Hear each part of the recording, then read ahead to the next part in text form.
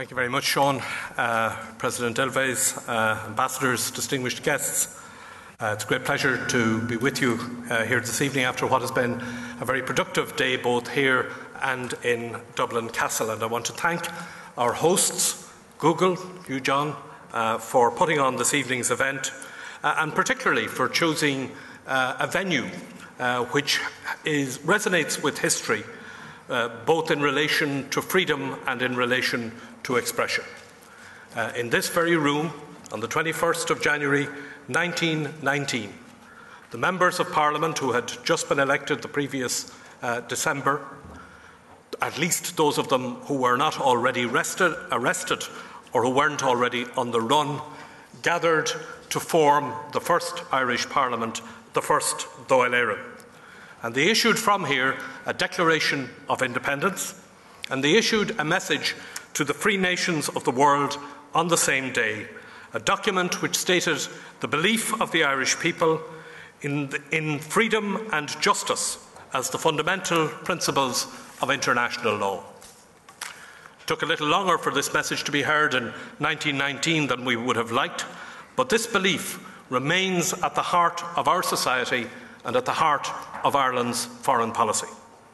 I'm delighted to be alongside such a distinguished panel of guests here this evening, including President Ilves of Estonia, who has done so much to foster democracy and prosperity in his country and who has literally, I think, put the E into Estonia.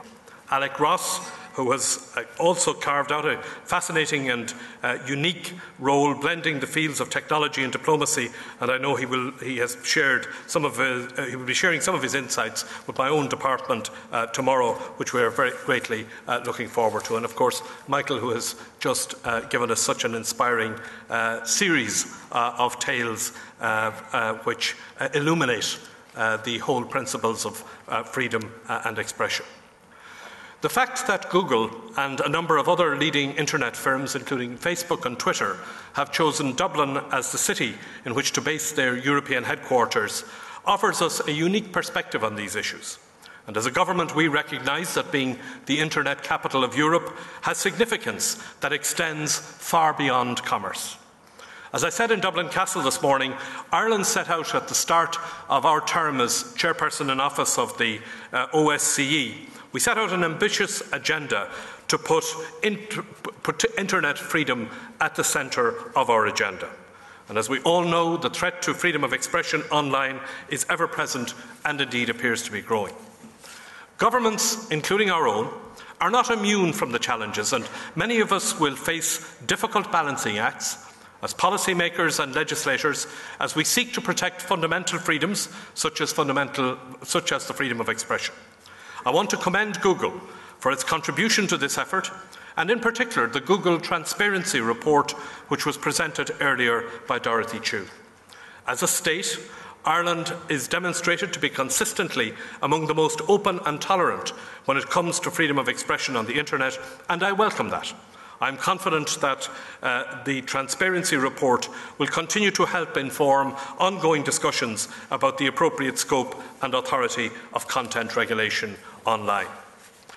This evening's event is a further opportunity for us to engage and to network between a range of guests representing OSCE participating states, the ICT and media industries, journalists and bloggers, some of whom have experienced at first hand violations of their most basic human rights and fundamental freedoms.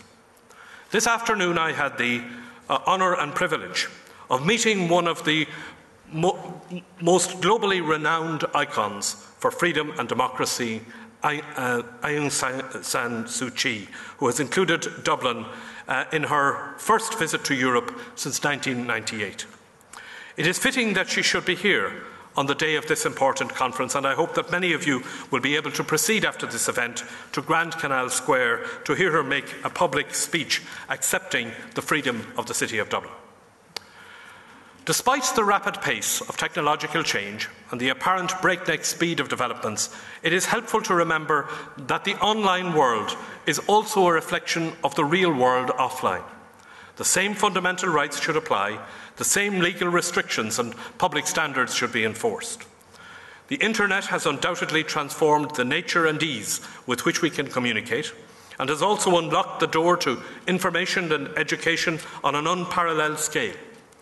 Through discussions such as the ones which are being held at Dublin Castle, we hope to ensure that the Internet remains a domain that is open and secure for all, that offers protection without compromising fundamental freedoms. It is no small task, but if we succeed, then we will leave a legacy that future digital generations will thank us for.